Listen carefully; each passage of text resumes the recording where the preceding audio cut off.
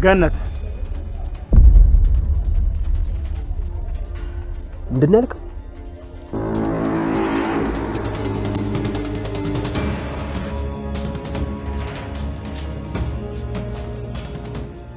ገነት ወላጅ እናት ናት።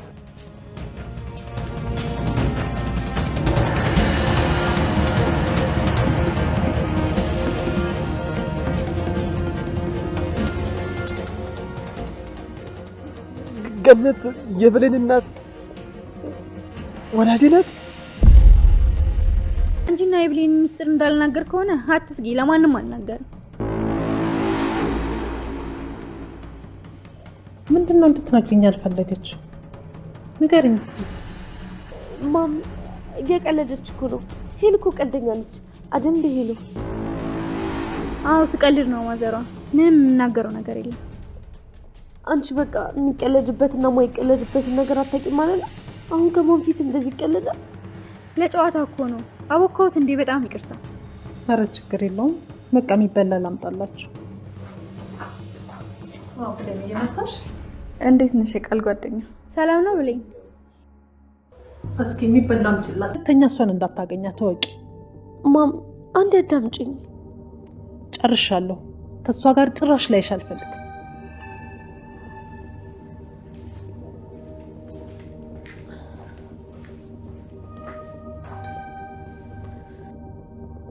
ምንድነው ማደርገው? እሺ እሷ እንደሆነ ማታ መምጣቱ አይቀርም። ካላስገባት ደግሞ ሁሉንም ነገር ትነግራታለች። ምን አይነት ጣጣ ማያጠኝ ሴት ነኝ። አንዱን ሳስተካክል አንዱ ይበላሽብኛል። አልማዝን አባረርኩ ብዬ ሳልጨርስ አሁን ደግሞ ሄለን ልመጣብኝ። ሰላም ሰላም፣ ወደ ቻናል ቤተሰቦች እንዴት ናችሁልኝ? ደህና ናችሁ ወይ? እንኳን ወደ እኔ ቻናል በሰላም መጣችሁልኝ። አደራ ድራማ እንግዲህ አደራ ድራማ አሁን ላይ እውነት እየወጣች ትገኛለች። እስከ ዛሬ እንግዲህ ተደባብሶ የቀረው የብሌን እውነት እንዲሁም ደግሞ የዳግም እውነት ማለት ነው። አሁን ላይ እንግዲህ እውነቶቹ እየተገለጡ ይገኛሉ። እንደምታስታውሱት እንግዲህ አቶ በኃይሉ እነዚህ ልጆች ቤተሰቦቻቸው እንዳያገኙ ለገንዘብ ብሎ እውነትን ሲደባብቅ ነበረ። በመጨረሻም እንግዲህ ለእህቱ ልጅ ትሆነኛለች፣ በእሱ አማካኝነት የቴን ገንዘብ ሁሉ ወስዳለሁ ብሎ ለእህቱ ልጅ ብሎ በገንዘብ ቀጥሮ ያስገባት ቃል እስር ቤት አስገብተዋለች አቶ በኃይሉን። በዛ የተነሳ አሁን ላይ እውነቶች እየወጡ ይገኛሉ። እስከ ዛሬ ድረስ እሱ ነበረ እውነት እንዳይወጣ፣ የሆነ ቦታ እውነት ሲወጣ በሆነ ነገር ያንን እውነት እንዳይወጣ ያደርጋል። ለምሳሌ ወይዘሮ ገነት የሆነ ነገር ልትናገር ስትል ያግታታን፣ ያሰቃያታን፣ በሆነ ነገር ያስፈራራታን። እንደዚህ እያደረጉ ብቻ እስካሁን ድረስ እንግዲህ እውነትን ሲደብቁ ቆይተዋል። ችግሩ ግን እውነት እስከ መጨረሻው መደበቅ አይቻልም። እውነት በራሷ ጊዜ ትወጣለች። አሁን ላይ ቃልም እንግዲህ ምንም ተስፋ ያላት አይመስለኝም። በኃይሉ ካሳሰረችው በኋላ ቃል ብዙ ነገሮች እየተበላሹባት ይገኛሉ። እንደ እሷ ሀሳብ እየሆነላት አይደለም። በእርግጥ የእሷ ሀሳብ በኃይሉን ካሳሰርኩት በኋላ ሁሉንም ነገር እኔ እንደምፈልገው መቆጣጠር እችላለሁ ብላ ነበረ። ነገር ግን አሁን ላይ እንደዛ እየሆነላት አይደለም። እንደውም ይባስ ብሎ ነገሮች እየተበላሹ እሷ የሰላም ልጅ መሆኗን የምታጣበት ደረጃ ላይ እየደረሰች ያለች ይመስለኛል። እንግዲህ በባለፈው በክፍል 27 ላይ ካያችሁ አልማዝ ሰተት ብላ ቤታቸው ድረስ ሄዳ ገንዘብ ካላመጣችሁ እውነቱን ለሰላም እናገራለሁ በማለት አስፈራርታቸው ነበረ። ሰላም እንግዲህ እስካሁን ድረስ እሷ እንደሞተች ነው የምታውቀው። ነገር ግን ሴትዋ በሕይወት አለች። እንግዲህ ከራሷ እኔ በነገራችን ላይ ቆም ብላችሁ ካሰባችሁ ትንሽ የሚያስገርም እኮ ነው። ገደልኳት ገድያታለሁ ያለቻትን ሴትዋ ተደብቃ ከእሷ ገንዘብ እየተቀበሉ እሷን እንድትደበቅ ማድረግ ማለት ነውና ትንሽ የሚያስገርም ነገር ነው። እንግዲህ ከሰላም 300 ሺህ ብር ሳሚ ተቀብሎ 200 ሺህ ብሩን ሰጥቶ 100 ሺህ ብሩን ለራሱ አስቀርቶ ነበረ እና አሁን ላይ እንግዲህ ሳሚ እዚህ ቀደም በራቸው ድረስ ሄዶ ሰላም ቤት አንኳኩቶ ብሌንን አውርቷት ነበረ። እሱም እዚህ ቀደም ላደረግኩብሽ ነገር ሁሉ ይቅርታ ብሏት ነበር። እናም እሷም እንግዲህ ቅርታው ልትቀበለው ስላልፈለገች ትታው ስትሄድ ታዲያ አንቺ ይቅር ያላልሽውን እንዴት ነው ፈጣሪ ይቅር እንዲልሽ የምትጠብቂው ብሎ እንግዲህ ኃይለ ቃል ተናግሯት ስለነበረ ብሌንም መለስ ብላ ይቅርታ አድርጌልሃለሁኝ ከአንተ ብዙ ነገር ተምሬያለሁ፣ ክፋትና ተንኮል ምንም ጥቅም የለውም ብላ በመልካም ነገር እንግዲህ አውርተው ነበረ ከሳሚ ጋር ማለት ነው።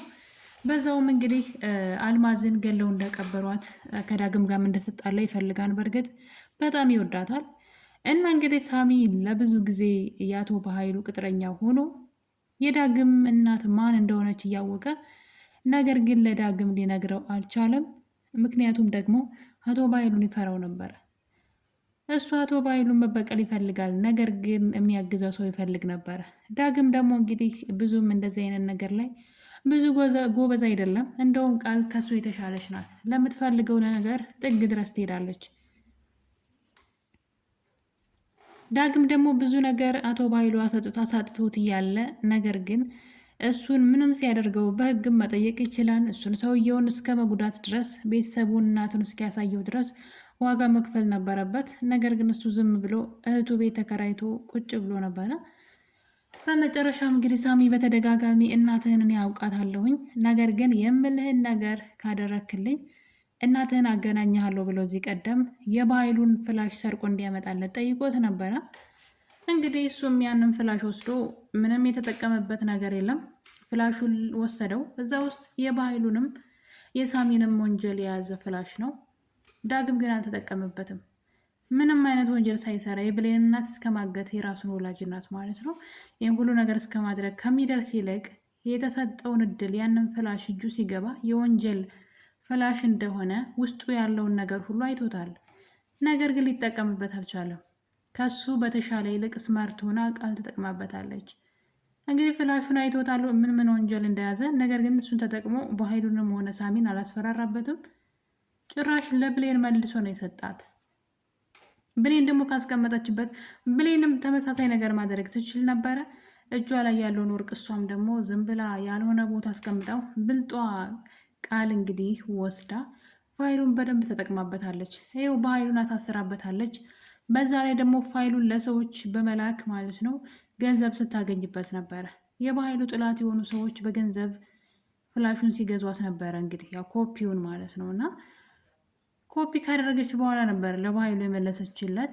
እንግዲህ እሱን እስከምትፈልገው ድረስ ከተጠቀመች በኋላ በኃይሉን እንግዲህ ምን እንዳደረገችው አይታችኋል። እናም እንግዲህ ይህን ነገር ሁሉ ካደረገች በኋላ ቃል አሁን ላይ ግን ሌላ መዘዝ መጥቷል። እንቅፋት ትሆነኛለች ያለችውን አልማዝም በብር አፏን አዘግታ አረቃ ብታባረራትም አሁን ላይ ግን ነገሮች እንዳሰበችው እየሆነ አይደለም። በዛ ላይ ሳሚ እንግዲህ እዚህ ቀደም ብሌን ባወራችው መሰረት እውነትን መናገር ከመሸበት ማደር ይሻላል በማለት ዳግም ጋር ደውሎ ስለ እናተ ማወቅ ከፈለግ አሁኑኑ በር ላይ ቁም ያለውና ብለው እንግዲህ የራሳቸው በር ድረስ ሂዶ ዳግምን ሲያወራው እያየን ነው። ምን እንዳሰበ ባናቅም ግን ለዳግም እናትህ አውቃታለሁ ቢለውም ዳግም ግን አሁንም ሆን ብለህ ሌላ ወንጀል ልታሰራኝ ነው እንጂ በፍጹም የኔን እናት አታውቃትም ብሎ ሊሰማው አልፈለገም ነበር። እሱ ግን ገነት የብሌን እናት ወላጅ እናት ናት አለው። ያው ዳግም ነገሩን አላመነም። እንዴት እየቀለድክብኝ ነው በማለት እንግዲህ ትቶት ሄደና ነገር ግን እዚህ ቀደም ካያችሁ ወይዘሮ ገነት ቤት የተሰቀለ ፎቶ ነበረ የልጅነቷ ወጣት እያለች በጣም ማለት ነውና ያንን ፎቶ ደግሞ ዳግም ጋር አለ። እንግዲህ በምን አጋጣሚ እጁ እንደገባ ባናቅም ፎቶው እሱ ጋር አለ። ያን የሚመስል ራሱ ፎቶ ማለት ነውና እንግዲህ ለዘመናት ይዞት ያን ሁሉ እድሜ የ20 ምናምን ዓመት ማለት ነው እሱ ጋር የነበረ ፎቶ ነው። ነገር ግን ለብሌን እንኳን አንድ ቀን አሳይቷት አያውቅም። ምክንያቱም ብሌን ፎቶውን ታውቀዋለች፣ ግን አንድ ቀን ለብሌን አሳይቷት አያውቅም። በመጨረሻም እንግዲህ ሳሚም ደግሞ ያወቀው አቶ በኃይሉ ሂድና ወይዘሮ ገነትን የብሌንን አሳዳጊ ግደላት ብሎ ልኮት፣ እናም በመጨረሻ ወይዘሮ ገነትን አንቋት እያለ ነበረ ቀና ብሎ የግድግዳው ላይ ዳግም የያዘው ፎቶ እና የወይዘሮ ገነት ፎቶ ስለተመሳሰለበት ነው እንግዲህ ደንግጦ ነው የተዋት እንጂ ያዛን ቀን እንግዲህ እሱ ራሱ ወንጀል ሊሰራ ነበረ፣ ሊገል ነበረ የብሌን አሳዳጊና ያንን ፎቶ ሲያይ ዳግም አሳይቶት እናቴን ፈልግልኝ ብሎ ያሳየው ፎቶ ትዝ አለው። በመጨረሻም እንግዲህ ስለ ፎቶ ሴትዋን ሲጠይቃት ወይዘሮ ገነትን ማለት ነው የእሷ ፎቶ እንደሆነ ትነግረዋለች። እናም እንግዲህ ለዳግም እኔን ካላመንከኝ ወይዘሮ ገነት እናትህ መሆኗን አንተ ጋር ያለው ፎቶን ሄድና ገነት ቤት አለህ ይኸው ይለዋል። እና ህልም የሚመስለው እውነት እንግዲህ ዳግም እንደው ከእንቅልፌ ባልነቃው ያለው ነገር ነው። እናትህ ገነት ናት። አስቡት እንግዲህ ከስሩ አብራው እየኖረች በተደጋጋሚ ቤቷ እየሄደ የሆነ ቦታ ማቅሽ ይመስለኛል እያለ ሳይሽ እንደ እናቴ ነው የሚሰማኝ እያለ በመጨረሻም እንግዲህ ዳግም እናቱን አግኝቷል። የእሱ ወላጅ እናቴ ብሌን አሳዳጊ ሆና ተገኝታለች። እንግዲህ እሷ ልጅ በማደጎ ሲያድግ እሷ ደግሞ ብሌንን የሰላምን ልጅ ከመንገድ ላይ አንስታ አሳድጋለች። በመጨረሻም እንግዲህ አሁን ላይ የሚቀረው የብሌን እውነት ነው ማለት ነው። ሳሚም አንድ የማስተካክለው ነገር አለ ብሌን፣ የኔ ፍቅር ለአንቺም ሰላም እናትሽ እንደሆነች እነግርሻለሁ እያለ ይገኛል። እንግዲህ ሳሚ አሁን ላይ እንግዲህ ሊሞት ነው መሰለኝ፣ ወይም ደግሞ እንግዲህ ሊታሰር ይሆን እርግጠኛ ነኝ። ብሌንን ያገኛታን ብዬ አላስብም። ምክንያቱም እሷ ዳግምን ትወደዋለች። ነገር ግን እውነቱን መናገሩ ደግሞ ለሰዎች ደስታ ምክንያት መሆኑ ለሱ ደስታ ይሰጠዋል ማለት ነው። ስለዚህ አሁን ላይ እውነቱን እየተናገረ ይገኛል። በኃይሉ ከታሰረ በኋላ እንግዲህ አሁን ላይ እውነቶቹን ሁሉ እየተናገረ ነው። እናም እንግዲህ ሳሚ ይሄን ነገር በፍጹም አንተና ገነት እናትና ልጅ መሆናችሁን በፍጹም ለማንም ሰው እንዳታዋጅ፣ ካወጅ ከአቶ በኃይሉ ይሰማል። አቶ በኃይሉ ከሰማ ደግሞ አንተንም እናትህንም ይገላችኋል ብሎ እንግዲህ አስጠንቅቆታል። በመጨረሻም እንግዲህ ዳግም ብሌንን ወደ ቤት በመሄድ ነበረ እባክሽ ቤታችሁ ሰጂ ብሎ በግድ ቤታችሁ ወስዷት ፎቶውን ነው ያገኘው። እንግዲህ ፎቶውን አግኝቶታል። የእናቱን የልጅነት ፎቶ እሱ ጋር ካለው ጋራ አንድ አይነት ፎቶ ነበረ። እናም እንግዲህ በመጨረሻም ዳግም እናቱን ለማየት ወደ ፖሊስ ጣቢያ ሄዶ ነበረ እና እናቴ ነሽ ብሎ መንገር ፈልጎ ነበረ። ነገር ግን ሳሚ የተናገረው ነገር ትዝ አለው። አንተና ወይዘሮ ገነት እናትና ልጅ መሆናችሁን በኃይሉ ካወቀ በህይወታችሁ ላይ ፈርዳችኋል ማለት ነው አለው። ስለዚህ በፍጹም ለተወሰነ ጊዜ ነገሮች እስኪስተካከሉ ማንም ሰው ማወቅ የለበትም ስላለው፣ ያው ገነት ደግሞ ለጎረቤቷ ልታወራ ትችላለች። ጎረቤትየዋ ደግሞ የበኃይሉ ሰላይ ነች። አሁን ላይ በኃይሉ ከስር ሊፈታ ነው። ይሄ ነገር ለቃል በጣም ከባድ ነው። እስከ መጨረሻው እዛው እስር ቤት ይበሰብሳል ብላ ወይኒ ቤት ጥየዋለሁ ያለችው በኃይሉ ባለ ሀብት ስለሆነ እንግዲህ ጠበቃ አግኝቶ ከስር ሊፈታ ነው። ይህ ነገር ለቃል በጣም ከባድ ሆኖባታል። ይህን ነገር ከሰማች በኋላ ቃል አሁን ላይ ቃል ዙሪያውን ገደል የሆነባት፣ የሆነ ሰዓት ላይ ሁሉ ነገር ለእሷ አሪፍ ሆኖላት ነበረ። በኃይሉ ሲታሰር ብሌንና ዳግም ሲጣሉ ሰላም እሷን ማመን ስትጀምር ሰላምና ብሌን ተጣልተው በዛ ላይ ደግሞ ለአልማዝ ከሰላም ተቀብላ ገንዘቡን ከሰጠች በኋላ ሁሉ ነገር ለእሱ አልጋ ባልጋ የሆነላት ነበር የመሰላት። ማለት ሁሉ ነገር የምትወስድበት ሰዓት የደረሰ ነበር የመሰላት። ነገር ግን አሁን ላይ መልሰው ሁሉም ነገር ተበላሽቶባታል። እንግዲህ አልጠግባይ ምንድን ነው በልቶ ይተፋል ነው የሚባለው አይደለም። ቃል እንግዲህ ብቻዬን እበላለሁ ብላ በኃይሉን በማሳሰሯ አሁን ላይ በኃይሉ ከስር ሊወጣ ነው። በኃይሉ ከስር ወጣ ማለት ደግሞ እንግዲህ ተያይዘው ገደል ነው ማለት ነው። እሷም ለሱ እሱም ለሱ ጥላት ይሆናሉ። እሷ እንዳሳሰረችው ጠንቅቆ ስለሚያውቅ መረጃውም እሷ ጋር እንዳለ ስለሚያውቅ እና አሁን ላይ እንግዲህ እውነት እየወጣ ነው። የአደራ ድራማ የብሌን ታሪክ የብሌን እውነት የሁላችንም ናፍቆት ነው መቼ ይወጣን የሚለው። ምክንያቱም የብሌን ታሪክ በጣም የሚያሳዝን ነው። በነገራችን ላይ እውነት እንደዚህ አይነት ታሪክ ያላቸው በጣም ብዙ ሰዎች አሉ። ልጆቻቸውን ለዘመድ ለሆነ እንግዲህ እኔ አሁን ከባድ ነው። ቤተሰብን እናት፣ አባት፣ ወንድም፣ እህት ካልታመነ ማን ነው የሚታመነው? እና ሰላም የገጠማት ነገር ምንድን ነው እንግዲህ በገዛ ወንድሟ መከዳት ነው። ሲበዛ ገንዘብ ወዳድና ስግብግብ ስለሆነ ምን እንዳደረገ ህይወቷን ተመልከቱ።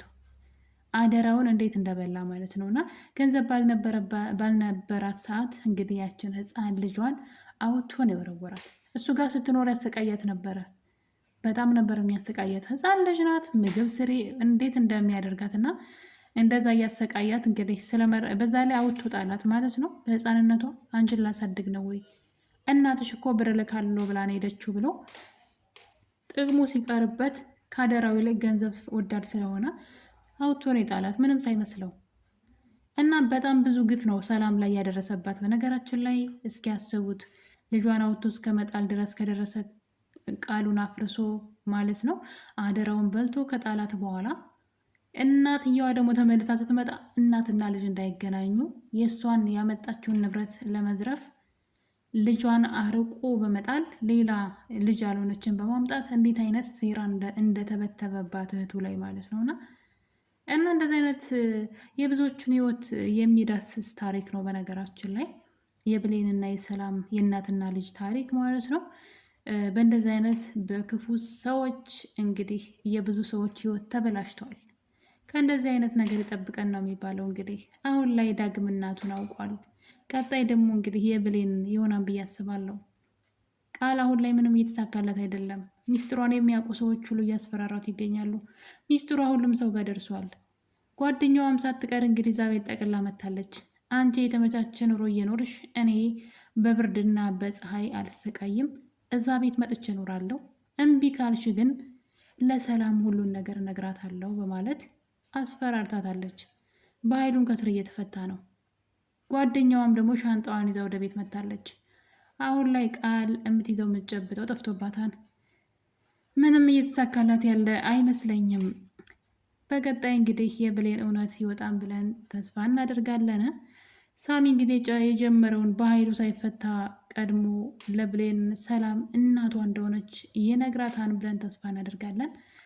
ውድ ቤተሰቦቼ አደራ ክፍል 28 እንግዲህ ያያችሁትን ይህን ይመስል ነበረ። በሌላ በአዲስ በክፍል 29 እስከምንገናኝ ድረስ የዛሬን አበቃን።